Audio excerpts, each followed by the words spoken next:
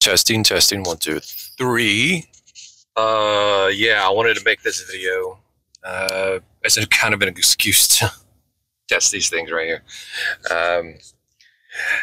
Just long story short, which will probably end up not being a short story, but these are lavalier mics, wireless, and I'm touching it, and I know that's making an annoying sound, so I apologize. I have not been able to actually test and make an actual video with these things, and I wanted to do that right now. I got these because we ran into some issues with the audio in the last episode. As you know, I made that update video saying that we're going to shoot more episodes, kind of like on the fly more often, using like the phone, for instance, because it's easier to take the phone out into maybe little small pawn shops and things like that where that big honking camera just isn't going to work. And that's having that big giant camera has been a hindrance in why we don't do a lot of episodes. All these shows that you see now that do game hunting and stuff, they use a cell phone. Because who wants to take a big giant camera, unless you've got something set up to where you're going into like a game store and they know you're coming and all that stuff, that's fine.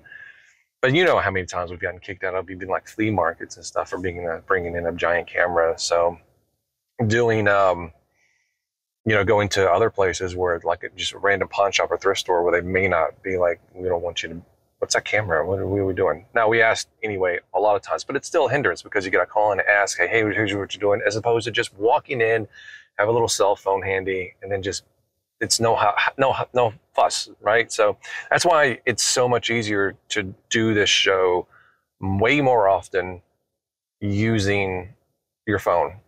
And so I really hope that this is actually coming through. In fact, I'm gonna stop the video and test it.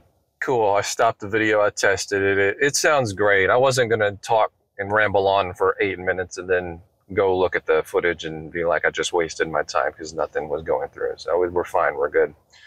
I know a lot of you are probably thinking after what I just said, well, why aren't there been any more new episodes? Well, I'm finishing up the Blu-rays and I'm getting really close to having all those done, movies, seasons, all that stuff. That has occupied all my time. Once that's out of my hair, and God, I cannot wait until it's out of my hair and off to the manufacturer.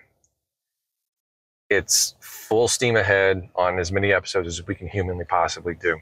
In fact, I'm going to try to go out this weekend and shoot with the big camera, just flea markets and stuff like that. But anyway, this is going to allow us to just do more in places that normally we wouldn't have been able to do. Because again, it's cell phones. And I just recently got this cell phone, like a month ago, because mine got destroyed. My old one got destroyed, so I had to get a new one. And so I thought to myself, well, I'm going to get a new one anyway. I might as well get the one that has the big badass camera because I can use it. And this has that, so I might as well take advantage. The camera is so much better in this one than my old one, so it just makes sense. But if you watch the old episode when we went into that thrift store and then onto the convention floor, the audio was horrible. You could not hear us. Yeah, it was, I mean, you could hear us, but it was a pain in the ass. Nobody wants to watch a video where it's really difficult to hear what you're saying. That causes people to completely tune out. Nobody wants to, it shouldn't be a chore to have to watch it. So, there was fans going, and you can't get good audio from a phone like this. It's impossible. That's been one of the big reasons I've never wanted to kind of rely on a cell phone. Other reasons was because most of the cell phones I've ever had have been trash, lower end stuff, and the camera, it just didn't, the bit rate. And so on our show, we like to put things up on Blu-ray, the highest bit rate, and just make it look the best it possibly can. But not all cell phones are going to be built to being able to do that, just because you're going to see blocking and artifacts and all this stuff once you see it big blown up on a screen like that. So I don't know, just trying different things, so we can get more content out. And I want to be able to give the best that we could possibly get in terms of quality. And so I knew that we were going to have to up the quality of the audio. So these are going to be great. I don't like the fact that you have to wear these little things. It's going to look pretty odd, you know, going into places wearing these things, but whatever. At least we're going to get better audio out of it. you're probably not going to notice a huge difference because I'm 2 feet away from the camera anyway, and normally recording one of these little vlog videos in my car, the audio is fine. I'm sure it sounds better, but you're really going to notice the difference when the phone is 5, 7 feet away, and you're still going to be able to hear us clearly. Or when there's other noise, like people, all this talking and noise on the convention room floor and fans going off. I mean, you're still going to hear a little bit of noise, but this should just make the audio a lot more clearer to hear, which is all I really need it for. And I'm surprised it works as well as it does. I kind of tested it just briefly in my kitchen just to see if it would even record at all. And I was able to get about 20 feet away and record clearly and with any sort of interference or drop out or anything like that. And I'm shocked because I didn't spend like $200-300 on these things. I remember when I was working production houses way before YouTube, and we would have to put wireless mic, like expensive $600 wireless Sennheiser mics on the talent, and you had to monitor it in the headphones because even with those $600 mics, there was always going to be issues with like interference and drop out and all this sort of stuff. So you had to constantly monitor it so you didn't get back to editing and like half the interview was just trash or something. So I'm just amazed. I'm amazed at how if I've been doing this for like 20 years and I'm still constantly amazed at just the progress of technology and the stuff that we can do now on just a shoestring budget that back then you had to invest tens and tens and tens and tens. And even if you were going to get an editing, an avid editing-based suite on top of all that, you're talking hundreds of thousands of dollars. So it's pretty crazy. It really is. But this is awesome. I love it. We'll see how it works, and it should be getting better audio, way better audio. But anyway, yeah, let me move on to what this video was supposed to be about.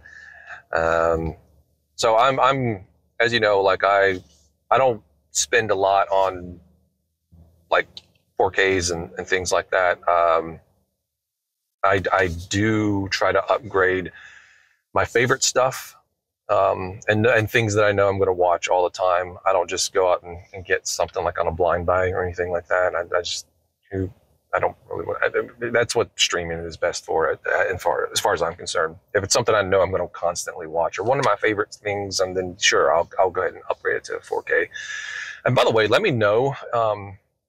I just kind of bullshit on this channel about anything on my mind, but like, if you want me to kind of cover more movie stuff, because that is something I'm very passionate about. Like, movie collecting has been as big in terms of me being into as gaming collection has been. I have hundreds, and I've been collecting them since the late '90s, since DVD started. So you guys let me know if that's something you want me to cover a little bit more on this channel. I don't think it's appropriate for Game Chaser's main channel. Stick mainly to games to that, but I don't know, maybe if it's something you guys want me to talk about more. I have done it occasionally, but I don't know if I've ever asked if it's something you guys want. But anyway, yeah, this pickup, I got Misery on 4K. This is such a great movie. It's not usually my type of flick. I'm mainly into sci-fi, fantasy, horror, like really cheesy horror, action, Schwarzenegger movies. There's just that kind of stuff. The occasional drama, like, is okay. I like it. This is, I don't know what you classify this as. Maybe like psychological horror, suspense. Definitely suspense.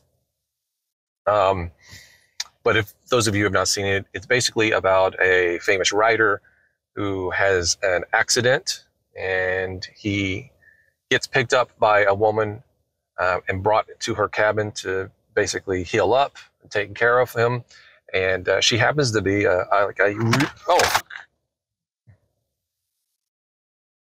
yeah, I'm not even going to edit that out. But anyway, she happens to be a really huge fan of his work. And so she's, I don't know if I want to spoil. Like, I don't know if you've never seen the movie. I don't know if I want to actually kind of. I want to put it in the air conditioner up a little bit. So it's kind of one of those things that maybe there's like, if you go in a little more blind, it's probably going to be more entertaining to you. So I'll just like stop it right here. If you haven't seen it and you want to watch it, it's not really necessarily spoilers I'm going to be getting into, but it definitely, I think if you go into it watching it a little bit more blindly, you're probably going to have a better time. So yeah, right here, boom, stop. Okay, cool. So yeah, she ends up being a psychopath and basically she starts forcing him to write a continuation of the story. It's been a few years since I've watched it, but I think it's a continuation of the story with the characters that she fell in love with. And she wants him to basically write out the new story. And he's sitting in here hurt. She's being weird and psycho-y. And he is forced against his will to write this story. And as he starts to kind of get better, she has to do some really effed up things to basically keep him in bed. And I'll just leave it there. But that's definitely one of the more standout scenes where it's like, oh, like that's when it comes to that sort of thing, it's like that's where it kind of makes me queasy. But yeah, no, this is really good. It's just one of those things, I guess, where it's like if you get big enough, in terms of like having a fan base, like 99.999% of the fans are just super amazing people, and no worries. But then like you always like, I guess, up the chances of having that one fan just turn into a complete psychopath. And that's the story of Misery. It's not usually a movie that I would be into, but I remember seeing this like for the first time, like maybe 12 years ago. And I was hooked. It's one of those movies where once you start watching it, you can't turn away. It's like you have to, it just sucks you in and all that. I hear that the 4K version, I don't even have this on Blu-ray. And so that's the reason I decided to just go ahead and get the 4K. I found this used at a used Blu-ray store. I usually never get anything brand new just because it's way more expensive. I'll wait until it kind of comes down, goes on sale, or if I find it used. Of course, the benefit in getting them brand new is that you're guaranteed a slipcover. And I don't know what it is about slipcovers. They're just freaking cool. They serve no purpose, but they are. I don't know. There's something about them. I just like them. But in terms of like the transfer. Oh, by the way, I don't even have like a decent TV to watch 4Ks on.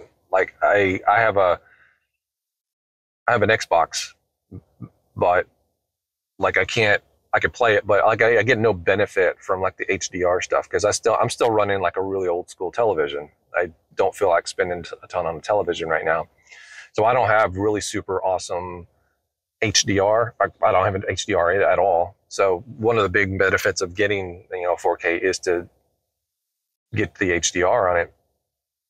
And so I can't.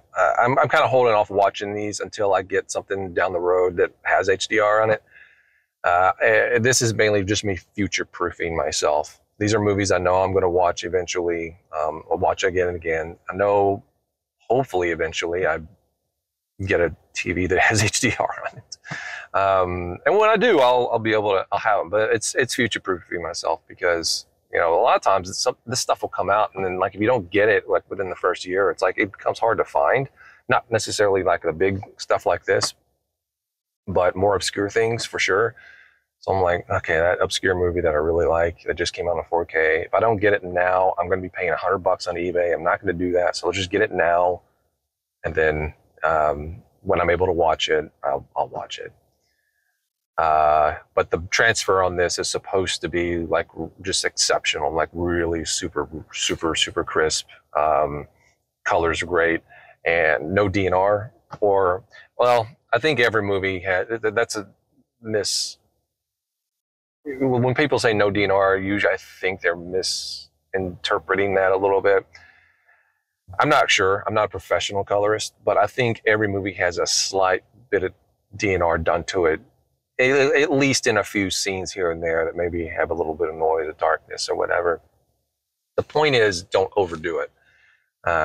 Film grain is great. I love film grain. It's very cinematic. It makes me look at that and be like, hey, now I'm watching a movie. It just adds to like the mystic nature of film and the dreamlike image that you get with film, the 24p and the film grain. Don't mess with those things. Don't mess with them. But sometimes movie studios will be like, okay, now everybody loves all this pristine, you can barely see any film grain in it, and it's just really nice and just clean image shot on these digital cameras. So let's just take the movie and take every bit of grain out of it and just make everything. When you do that, you end up making everything look waxy and disgusting, and you overdo it. And so when studios like this and Arrow is great about just not touching the grain, just leave. It's film. It was shot on film. It's part of the DNA. Leave it be. And there's nothing wrong with that. They're very good at that. Just leave it alone. So I appreciate that. Obviously things like dust and hair and scratches and stuff. Yeah, sure. Take that stuff out. That's damage to the film. Film grain is an inherent process of how film is made. It's part of the DNA. So don't mess with that. So yeah, that's all I got. Anyway, I'm going to end this video. Hopefully the audio maintained decent consistency the whole time. And yeah, anyway, thank you so much. Appreciate it.